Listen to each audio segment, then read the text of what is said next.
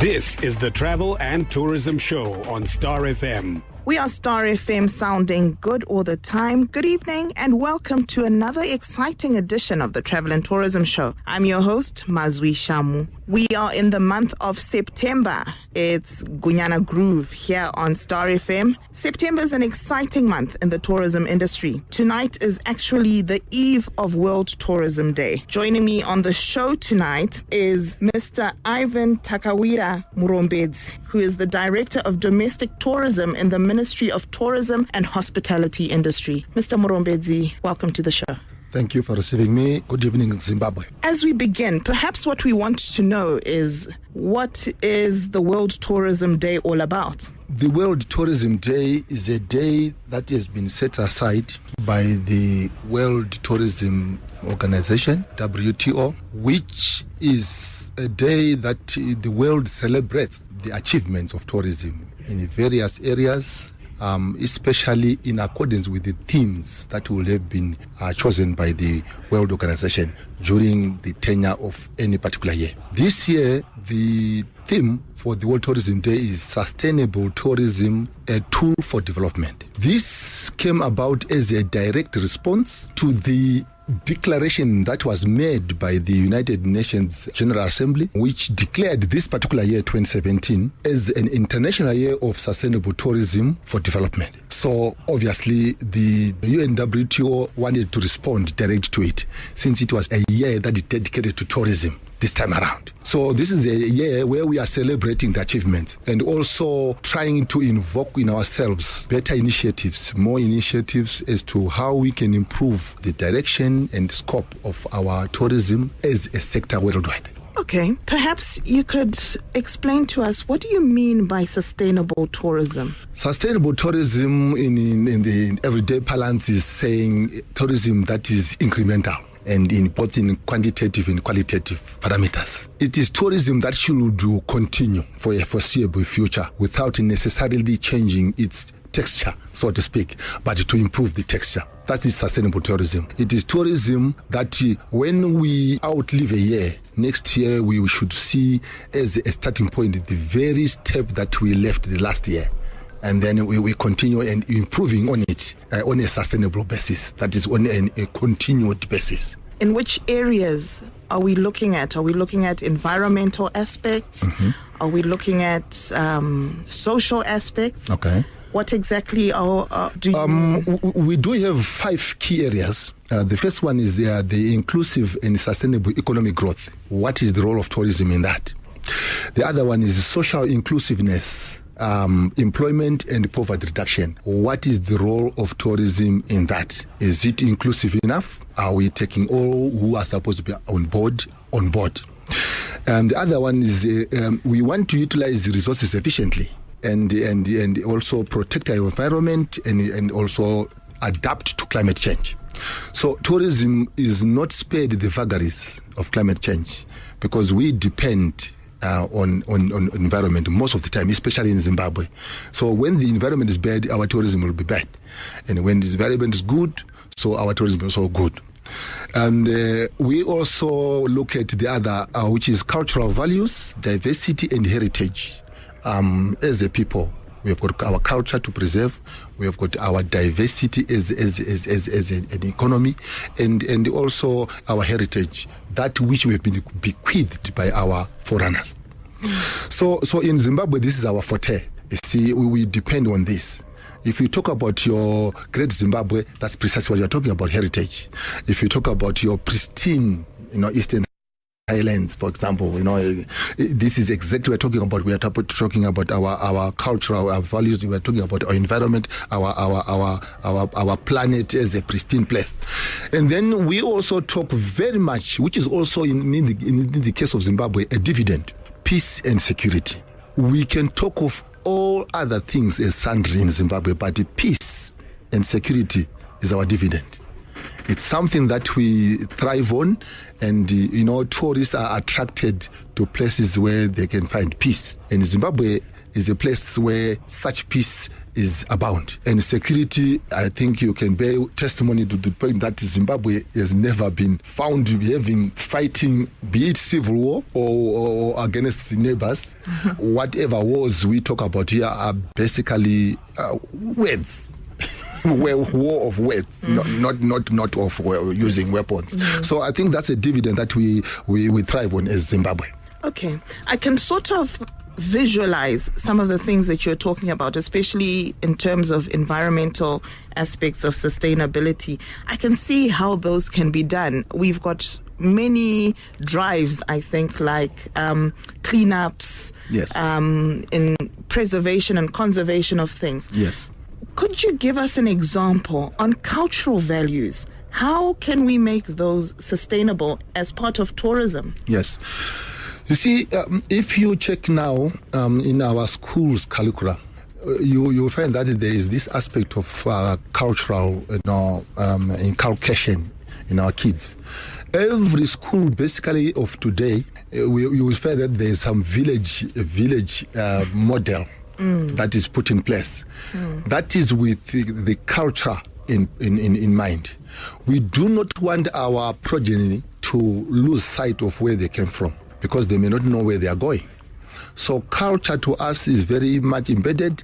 That's why you see us, most kids, they play that Mende, Jerusalem Mbende, Mchongoyo, yes. It is because we don't want them to lose sight. We know today the Western culture is coming with its own, spices and everything.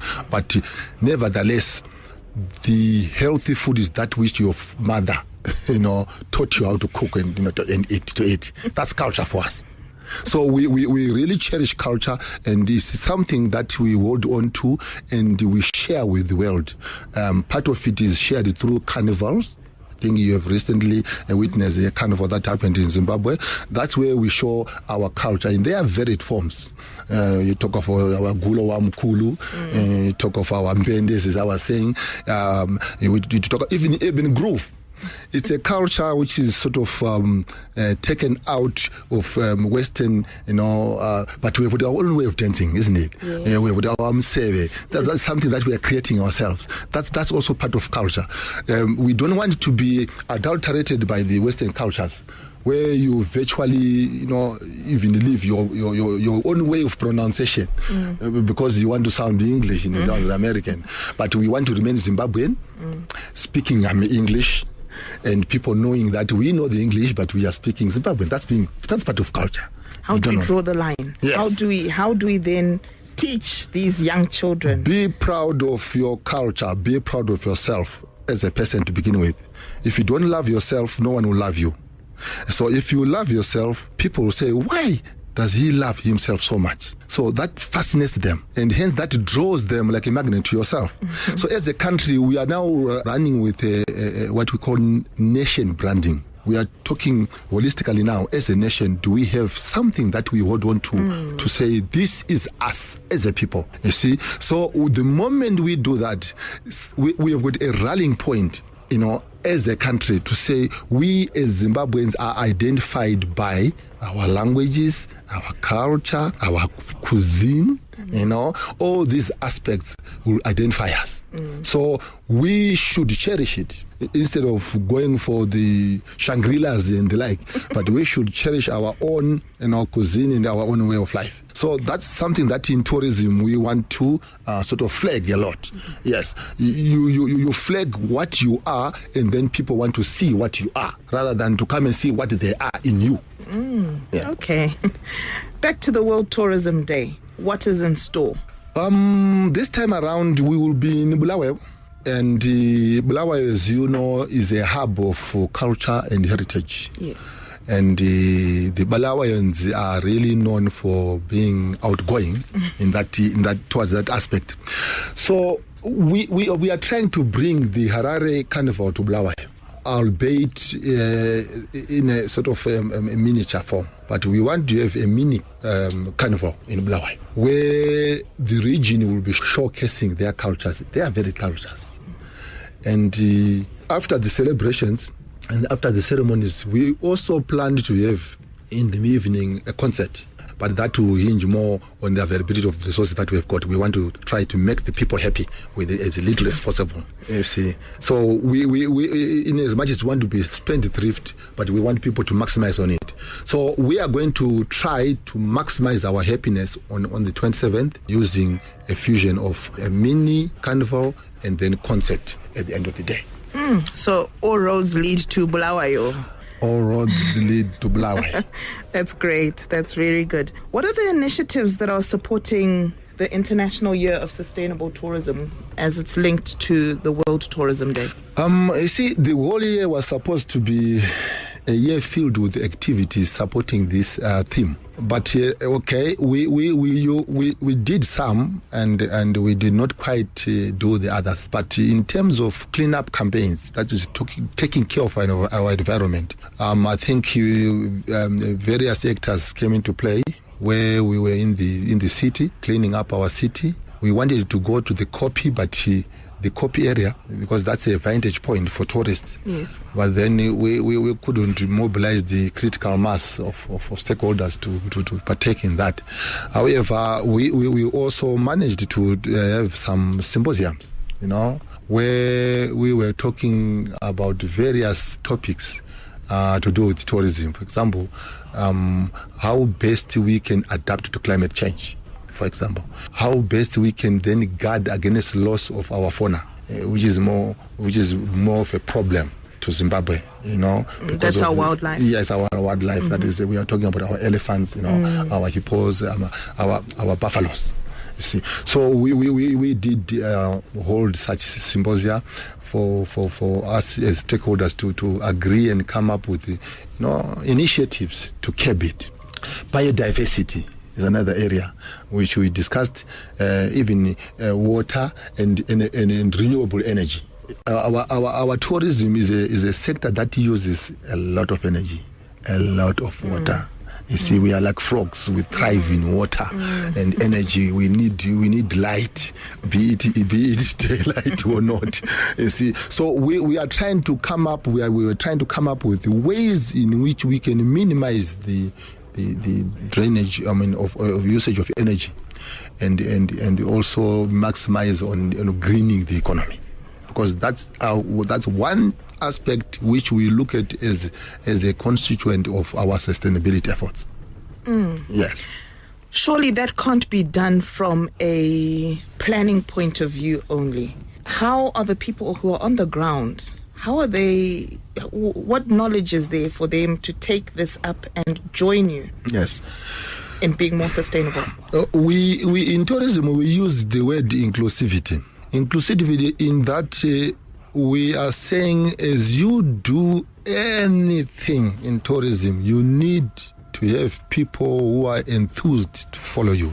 We are a government and we want to put up an enabling environment, but we have got stakeholders down there who will make sure that environment thrives.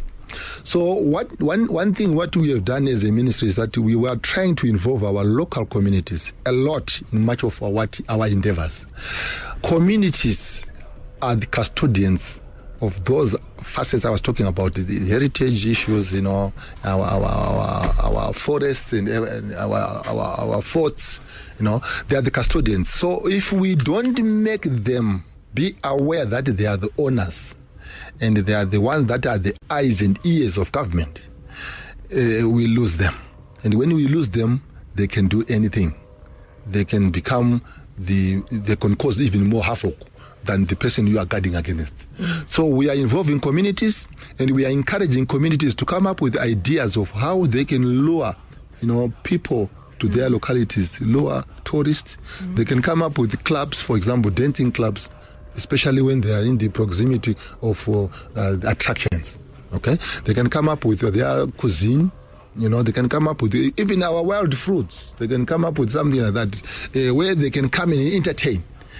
Or they can come up with, like what we have done in Cheswingo, and that is in Maswingo, what we call village tourism, bringing tourists to see their way of life as a film, You see, rather than going into a theater to watch a film, this is an open one. Now, is there not a danger? We'll go back to that culture clash that we were talking about earlier on. Yes. Is there not a danger of diluting the culture now that you're putting these tourists in direct contact with villagers? Are they going to be able to maintain their cultural ways, or are they going to see different ways of walking, different ways of talking, dressing? And before we know it, those villages are now an American-looking village. To the contrary. You see, when you visit the river, you go with your soap, you go with all over, whatever you think you go with, but the river will be flowing, isn't it? Yes, you use what you can use and you leave the river flowing. It will be bad when you start removing pebbles, and removing grass and trees around the river. Then it changes the texture and context. But tourists, by and large, come to enjoy what they see, not to come and rub out whatever their culture is on us, but they come to enjoy. If anything, it's them who then copy certain facets of our culture. You see, if you go to Kenya, for example, you may be attracted to their, what do you call them, their dresses. Not their dresses, but they call them mashak or whatever. I'm so sure now. They're reddish in color. Yes. See, you end up buying one yourself. Instead of you leaving your duke or you leaving something from Zimbabwe, you end up buying because you are the tourist. You are the one who is attracted to what you are seeing. So it's dangerous for our kids who are, especially in the diaspora. Those are the people who bring bad culture back home because they are imitating what they are seeing, and they bring it home because they think it's fun, it's modern and everything. But the Kumusha people are different. They love showing off what they think other people look down upon. So there's more pride, Kumusha.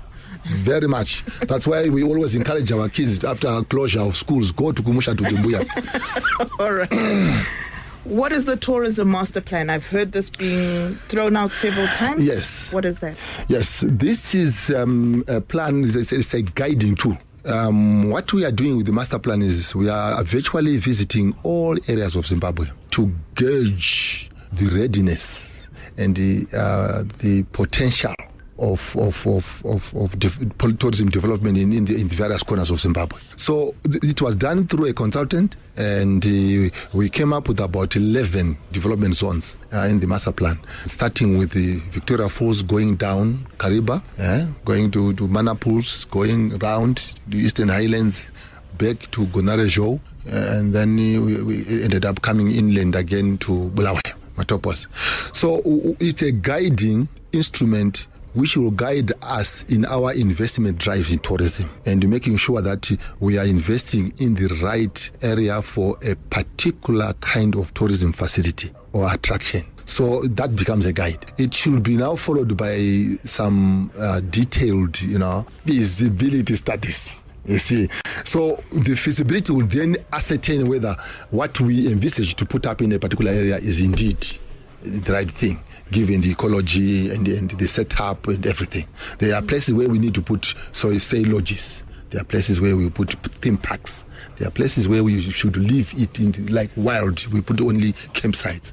So that will come out of the feasibility studies. But it is coming in the future, not now. I think 2018 will be able to do that. Okay. We have been speaking to Mr. Murombedzi, who is the Director of Domestic Tourism in the Ministry of Tourism and Hospitality Industry. My last question to you, as we go into World Tourism Day, what can you say to people out there in Zimbabwe in terms of domestic tourism? Words of encouragement.